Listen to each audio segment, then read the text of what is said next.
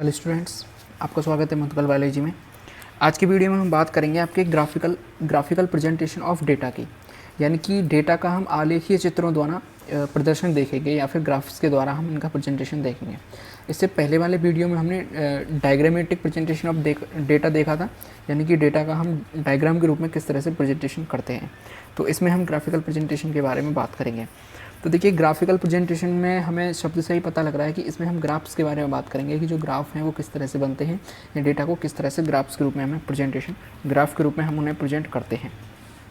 तो सबसे पहले बात करें कि ग्राफिकल प्रेजेंटेशन का होता क्या है। तो ग्राफिकल प्रेजेंटेशन का मतलब ये है कि डेटा का आपको ग्राफ्स के रूप में रिप्रेजेंट करना या फिर प्रेजेंट करना आपका ग्राफिकल प्रेजेंटेशन कहलाता है। इसके फ़ायदे क्या क्या हैं?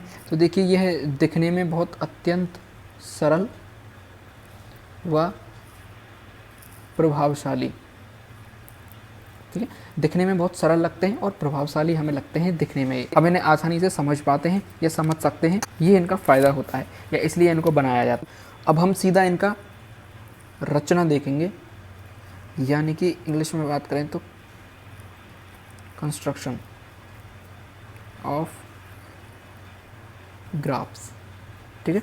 तो किस तरह से बनाए जाते हैं, तो इनके कुछ रूल्स हैं। वो रूल्स हम सबसे पहले देख लेते हैं कि रूल्स के थ्रू ही हम इनको समझते चलेंगे, बट डायरेक्ट आपको समझाता चलूँगा। तो सबसे पहला जो रूल है उनका ये है कि हमारे पास ग्राफ पेपर होना चाहिए। फिलहाल हमारे पास ग्राफ पेपर नहीं है, लेकिन आप सबने ग्राफ को देखा होगा ग्राफ पेपर कैसा होता है। उसमें ब्लॉक बने हुए होते हैं और फिर उनमें अंदर भी बहुत सारे ब्लॉक्स बने हुए होते हैं। हम इसी को ग्राफ पेपर मान के चलते हैं। तो जो ग्राफ पेपर होता है उसमें दो रेखाएँ बनाई जाती हैं। ग्राफ पेपर में दो रेखाएं बनाई जाती हैं, यानी कि एक पेज को आपके चार भागों में डिवाइड कर दिया जाता है। 1 2 3 4 चार पार्ट्स में डिवाइड कर दिया जाता है। एक रेखा आपकी खड़ी बनाई जाती है, यानी कि लॉन्गिट्यूडनल लाइन, और दूसरी आपकी आड़ी रेखा बनाई जाती है, जिसे कि कहते हैं हम लैटिट्यूडनल लाइन, ठीक है। इस दो तरह की लाइंस बनाई जाती हैं, जिससे कि ग्राफ पेपर को आपके चार पार्ट में डिवाइड किया जाता है। दूसरा रूल इसका क्या है कि जहाँ पर दोनों रेखाएँ काटती हैं उसे बोला जाता है आपका मूल बिंदु, जिसे हम डिनोट करते हैं ओ से, ठीक है। इसे बोला जाएगा आपका मूल बिंदु, जिसे हम डिनोट करेंगे ओ से। तीसरा इसका पॉइंट क्या है कि जो रेखा आपकी लॉन्गिट्यूडनल जो लाइन है, जो खड़ी रेखा है, उसको बोला जाता है आपका वाई अक्ष, ठीक है। और जो आपकी आड़ी रेखा है या फिर आपकी जो लैटिट्यूडनल लाइन है, उसको बोला जाता है आपका एक्स अक्ष, ठीक है। ये तीसरा पॉइंट है इसका, अक्ष, एक्स अक्ष और वाई अक्ष। इसके बाद चौथा पॉइंट क्या है, जो हमने चार पार्ट्स में डिवाइड किया इनको, इन चारों को बोला जाता है आपका क्वाड्रेंट्स। इन चारों को बोला जाता है आपका क्वाड्रेंट्स 1 2 3 4 चार क्वाड्रेंट्स इसके अंदर बनते हैं। पांचवें रूल की बात करें, पांचवा रूल ये कहता है इसका कि एक्स अक्ष पर जो आपके स्वतंत्र चर मूल्य रखे जाएंगे, यानी कि जिसे हम बोलते हैं इंडिपेंडेंट वेरिएबल्स, और आपका जो वाई अक्ष है उस पर आपके डिपेंडेंट वेरिएबल्स रखे जाएंगे। इंडिपेंडेंट वेरिएबल्स में आपका टाइम आता है, ठीक है। तो टाइम को हम हमेशा किस पर रखेंगे, एक्स अक्ष पर या फिर एक्स एक्सिस पर रखेंगे हम, और आपके जो डिपेंडेंट वेरिएबल्स रखे जाते हैं वो आपके वाई अक्ष पर रखे जाते हैं। इसके बाद छठवां रूल आता है इसका कि जो आपका एक्स अक्ष है और वाई अक्ष दोनों पर जो नंबर्स हैं वो नेगेटिव भी हो सकते हैं और पॉजिटिव भी हो सकते हैं। दोनों तरह के नंबर्स आपके रखे जा सकते हैं एक्स अक्ष पर और वाई अक्ष पर। एक्स अक्ष के जो पॉजिटिव नंबर्स होंगे उनको रखा जाएगा आपका ओ एक्स पर, ठीक है। और जो आपका इधर की वाला जो साइड है इसको बोला जाता है एक्स डैश या फिर एक्स माइनस, और इसी तरह से इसको बोला जाता है आपका वाई डैश या फिर वाई माइनस। तो जो आपके धनात्मक पार्ट्स रखे जाएंगे वो ओ एक्स पर रखे जाएंगे, और जो आपके ऋणात्मक जो नंबर्स रखे जाएंगे वो ओ एक्स डैश पर रखे जाएंगे। इसी तरह से जो आपके पॉजिटिव नंबर हैं वो ओ वाई एक्सेस पर रखे जाएंगे, और जो आपके नेगेटिव नंबर्स हैं वो ओ वाई डैश एक्सेस पर रखे जाएंगे, ठीक है। अब हम इन क्वाड्रेंट्स की बात करते हैं। तो क्वाड्रेंट्स में देखिए, ये जो क्वाड्रेंट्स है इसमें क्या क्या आ रहा है, वाई एक्सेस हमारा पॉजिटिव आ रहा है और एक्स एक्सेस हमारा नेगेटिव आ रहा है। तो इसको लिखेंगे हम -x पॉजिटिव y, इस क्वाड्रेंट को, ठीक है। इसी तरह से हम इस पर आते हैं, तो यहाँ पर x भी पॉजिटिव है और y भी पॉजिटिव है, तो इसको लिखेंगे x positive y positive quadrant. इधर आएंगे तो यहाँ पर x पॉजिटिव है y नेगेटिव है, तो यहाँ लिखेंगे x positive y negative quadrant, ठीक है। और इधर बात करें तो माइनस का x और माइनस का y। तो इस तरह से ग्राफ पेपर को चार क्वाड्रेंट के अंदर विभाजित कर लिया जाता है। नंबर्स की बात करें तो देखिए, हमने बचपन में भी पढ़े हैं ग्राफ्स, तो यहाँ पर हमेशा पॉजिटिव लिए जाते हैं, जैसे कि +1 +2 +3, और यहाँ पर नेगेटिव लिए जाते हैं -1 -2 -3। सेम यहीं पर है +1 +2 +3, और यहाँ पर नेगेटिव में माइनस में लिए जाते हैं। अगला इसका रूल आता है टाइटल, कि जब भी आप एक कंप्लीट ग्राफ बना दें उसके बाद उसको टाइटल देना बहुत ज़रूरी है। हमें पता तो लगना चाहिए कि हमने जो ग्राफ बनाया है वो किस चीज़ का ग्राफ हमने बनाया है। उसके बाद 8वां पॉइंट आता है आपका कि जहाँ पर भी हमने पॉइंट्स ले लिए हैं, जैसे कि ये +3 है आपका, और कोई हमें बिंदु मिला कि +3 और +3 पे हमें कोई बिंदु बनाना है, ठीक है, मान के चलिए। तो x की वैल्यू भी +3 है और y की वैल्यू भी +3 है, तो बिंदु हमारे पास यहाँ आया।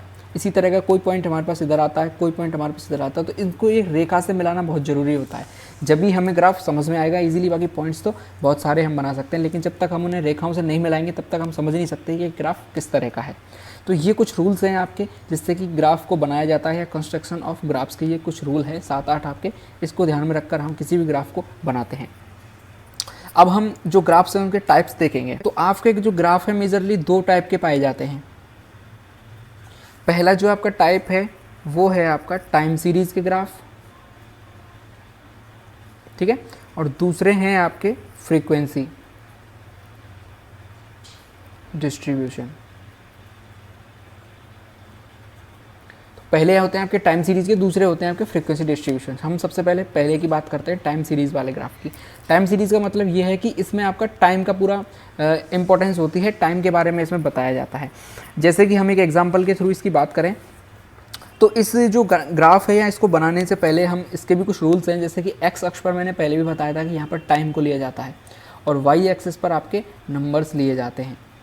तो इस ग्राफ को बनाने के लिए हमें x पर टाइम लेना है और y पर हमें नंबर्स लेने हैं। तो देखिए एक एग्जांपल के थ्रू हम समझते हैं कि यहाँ पर जैसे हम वर्ष लिख दें और यहाँ लिख दें हम रोगियों की संख्या।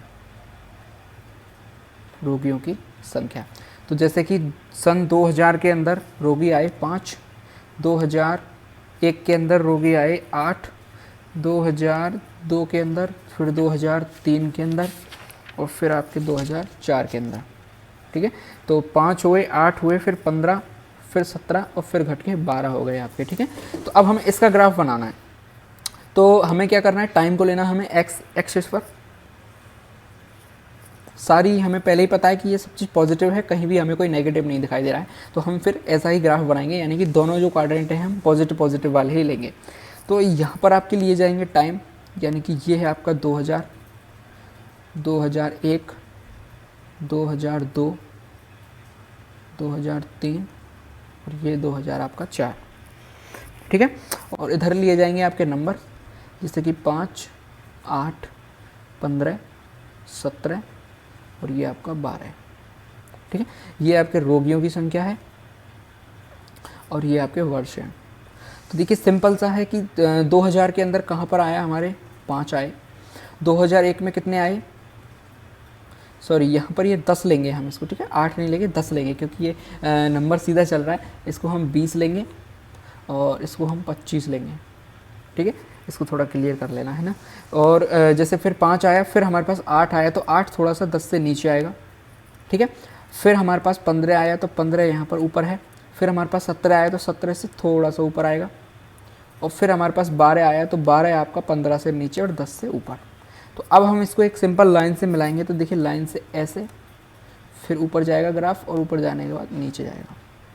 तो इस तरह से आपका जो टाइम वाला ग्राफ है, यानी टाइम सीरीज़ वाले ग्राफ आपके इस तरह से बनाए जाते हैं। अब बात करते हैं फ्रीक्वेंसी डिस्ट्रीब्यूशन ग्राफ की। तो फ्रीक्वेंसी डिस्ट्रीब्यूशन ग्राफ है आपके, वो 4 तरह के होते हैं। 4 टाइप्स कौन कौन से हैं, देखिए पहला जो टाइप है वो आपका हिस्टोग्राम है, ठीक है। दूसरा जो टाइप है आपका वो है फ्रीक्वेंसी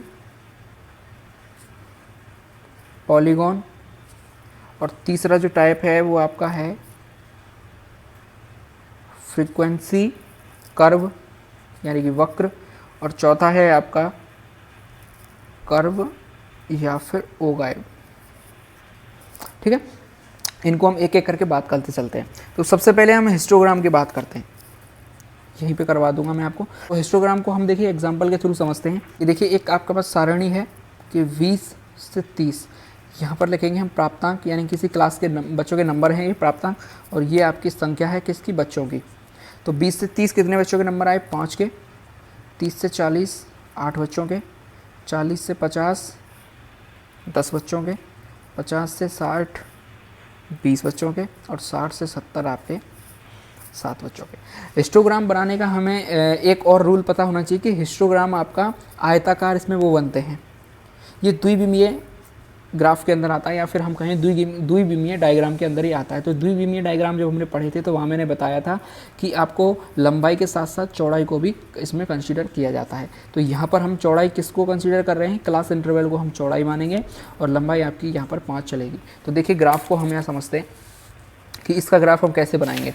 तो हमें पता है कि सब चीज़ हमें पॉजिटिव दिखाई दे रही है, तो क्वाड्रेंट आपका बी के अंदर ये बनेगा, ठीक है।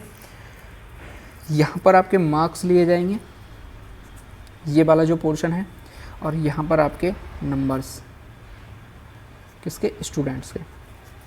तो देखिए मार्क्स का जो आपका नंबर है वो क्या क्या है कि ये आपका 0 है, फिर 20 है, फिर 30, 40, 50, 60 और 70, मैक्सिमम 70 मार्क्स हैं यहाँ पर। और स्टूडेंट के नंबर देखिए 5 का, फिर 10, फिर 15, फिर 20 और फिर 25। इस तरह से यहाँ पर स्टूडेंट के नंबर ले लिए, कितने हैं, मैक्सिमम 20 हैं। अब देखिए किस तरह से बनेगा कि यहाँ पर हमें जो लंबाई है उसके साथ साथ हम चौड़ाई को भी लेना चाहेंगे। तो 20 से 30 के बीच बच्चों का नंबर कितना है, 5। तो देखिए 5 मान के चलिए यहाँ पर ख़त्म हो रहा है, लेकिन हमें इनकी चौड़ाई को भी लेना है। तो ये बनेगा आपका पहला वाला ग्राफ, ठीक है, क्योंकि 20 से 30 हमें चौड़ाई भी लेनी है। दूसरा बनता है आपका 30 से 40। तो 30 से 40 में बच्चों का नंबर कितना है, 8। तो इसी से ऊपर वाली लाइन चलेगी थोड़ा सा 8, ठीक है। ऐसे ही बनता चलेगा हिस्टोग्राम। फिर बात आती है आपकी 40 से 50 में कितने बच्चे हैं, 10। तो 40 से 50 में 10 ऐसे बन जाएंगे, ठीक है। फिर 50 से 60 में कितने हैं आपके, 20। तो 20 बनेगा आपका यहाँ पर 50 से 60 में। और 60 से 70 में कितने हैं आपके, 7, यानी कि यहाँ पर आपका ये बन जाएगा। तो इस तरह से आपके हिस्टोग्राम बनाए जाते हैं। हिस्टोग्राम सबसे सिंपल प्रकार का आपका हम कहें फ्रीक्वेंसी डिस्ट्रीब्यूशन या आवृत्ति चित्र है आपका, ठीक है। सबसे सरल प्रकार का आवृत्ति चित्र है हिस्टोग्राम। तो इस तरह से आपका हिस्टोग्राम बनाया जाता है। दूसरे में बात करते हैं हम फ्रीक्वेंसी पॉलीगॉन की। तो फ्रीक्वेंसी पॉलीगॉन के अंदर आपका इसमें अलग चीज़ क्या है जो आपके हिस्टोग्राम से, कि फ्रीक्वेंसी पॉलीगॉन में हम क्या करेंगे, यदि इसके जो टॉप वाले जो बिंदु हैं, यहाँ पर बिंदु है, जैसे कि यहाँ स्टूडेंट की संख्या 5 थी, फिर यहाँ 8 थी, फिर यहाँ पर आपकी जो भी नंबर था 10 थी, फिर आपकी यहाँ पर 20 थी, और फिर यहाँ पर आपकी 7 थी। तो ये बिंदु हमने यहाँ पर डिनोट कर दिया। और जब इन लाइंस को हम आपस में मिला देंगे, ठीक है, इन लाइंस को हम आपस में मिला देंगे, तो ये जो डायग्राम आपका बनेगा, तो इससे बोला जाएगा आपका फ्रीक्वेंसी पॉलीगॉन।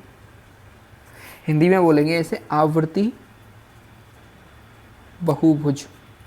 तो हिस्टोग्राम और पॉलीगॉन के अंदर क्या अंतर है कि हिस्टोग्राम में सिर्फ हमें यहाँ पर डायग्राम बनाने पड़ते हैं, आयत जैसी आकृति बनानी पड़ती है, इसमें लंबाई चौड़ाई दोनों होती है। और पॉलीगॉन के अंदर यदि हम इनके जो पॉइंट्स हैं इनको आपस में मिला देंगे, तो ये आपका फ्रीक्वेंसी पॉलीगॉन का जो ग्राफिकल जो आपका प्रेजेंटेशन है वो बन जाए। यहाँ पर हमें दर्शाने वाली चीज़ क्या होती है कि एक तो आपका मिड पॉइंट यहाँ पर दर्शाया जाता है, मिड पॉइंट, और दूसरा आपका ये जो लाइनिंग बन रही है इसको बोला जाता है आपका पॉलीगॉन, ठीक है। तो ये आपका क्या बन जाएगा, आपका फ्रीक्वेंसी पॉलीगॉन बन जाएगा। अगले की बात करें हम फ्रीक्वेंसी कर्व की। तो फ्रीक्वेंसी कर्व में और इसमें क्या अंतर है कि डायग्राम आपका हिस्टोग्राम वाला ही है, ठीक है। और इसमें जैसे फ्रीक्वेंसी, पहले हमें फ्रीक्वेंसी पॉलीगॉन दर्शाना होगा, यानी कि ये जो बनाना होगा। अब क्या करना होगा, हमें इसमें फ्री हैंड से हमें एक डॉटेड लाइन बनानी होगी ऊपर, इन्हीं के ऊपर, ठीक है, डॉटेड लाइन बनानी है फ्री हैंड से। तो इसमें क्या है कि ये जो स्ट्रेट लाइन है ये थोड़ी सी फ्री बन जाएगी, यानी कि थोड़ी डॉटेड लाइन बन जाएगी, और इसको बोला जाएगा आपका कर्व। एक ही डायग्राम में ये सारी चीज़ हम समझ सकते हैं कि सबसे पहले हम आयताकार ये बना देंगे आपकी डायग्रामेटिक, जिससे बोलेंगे आपका हिस्टोग्राम। फिर दूसरे डायग्राम में यदि हम इन हिस्टोग्राम के जो ऊपर के पॉइंट हैं इनको मिला देंगे तो आपका पॉलीगॉन बन जाएगा। और फिर तीसरे डायग्राम में हम यदि इस कर्व, ये जो पॉलीगॉन है इसके ऊपर एक डॉटेड लाइन बना देंगे तो उससे बोला जाएगा आपका फ्रीक्वेंसी कर्व, ठीक है। ये 3 तरह के हो जाते हैं आपके। अगला आता है आपका कर्व या फिर ओगेव। ओगेव को हिंदी में बोला जाता है संचयी आवृत्ति वक्र, ठीक है। इसको कैसे बनाना है, देखिए इसको थोड़ा अलग टाइप का बनाना होगा। इसको मैं यहाँ बना देता हूँ। तो देखिए जो आपका लास्ट बनेगा वो लास्ट किस तरह से बनेगा कि इसमें 2 तरह के बनते हैं आपके। एक बनता है आपका लेस देन ओ गए, और एक बनता है आपका मोर देन ओ गे। ये जो आपका लेस देन ओ गे वाला जो आपका ग्राफ बनेगा उसमें एक्स एक्सिस पर आपके बढ़ते हुए नंबर्स लिखे जाएंगे, जैसे कि 0, 1, 2, 3, 4, 5 ऐसे बढ़ते हुए नंबर्स आपके लिखे जाएंगे, तो उसे बोला जाएगा आपका लेस देन ओ गे। ठीक है, जैसे कि हम इसकी बात करें तो यहाँ पर कुछ नंबर्स हैं, कुछ यहाँ पर नंबर्स हैं, तो ये जो ग्राफ बनेगा आपका इस तरह का ग्राफ आपका बनेगा। ठीक है, यानी कि जो नंबर्स हैं वो बढ़ते हुए जाएंगे। और वहीं हम मोर देन ओ गैप की बात करें तो यहाँ पर एक्स एक्सेस पर आपके घटते हुए नंबर्स लिए जाएंगे। ठीक है, घटते हुए नंबर लिए जाएंगे, तो ये वाला जो ग्राफ बनेगा आपका वो किस तरह का बनेगा, ये आपका कुछ इस तरह का ग्राफ आपका बनेगा, क्योंकि यहाँ पर घट रहे हैं नंबर्स। तो यहाँ पर मान के चलिए 90 आया, फिर यहाँ पर कहीं 80 आएगा, फिर यहाँ पर 70 आएगा, फिर यहाँ 60 आएगा, तो इस तरह से घटते हुए नंबर जाएंगे और यहाँ पर बढ़ेंगे 10, 20, 30, 40। तो इस तरह से आपके ये जो ओगाइव या कर्व जो बनते हैं वो इस तरह से बनते हैं। तो चार मैंने आपको बताए, 4 तरह के आपके फ्रीक्वेंसी डिस्ट्रीब्यूशन वाले ग्राफ बनते हैं। हिस्टोग्राम बनता है आपका, फ्रीक्वेंसी पॉलीगॉन बनता है, फ्रीक्वेंसी कर्व बनता है, कर्व या फिर ओगे बनते हैं। तो इस तरह से हम आपके ग्राफिकल प्रेजेंटेशन को ख़त्म करते हैं।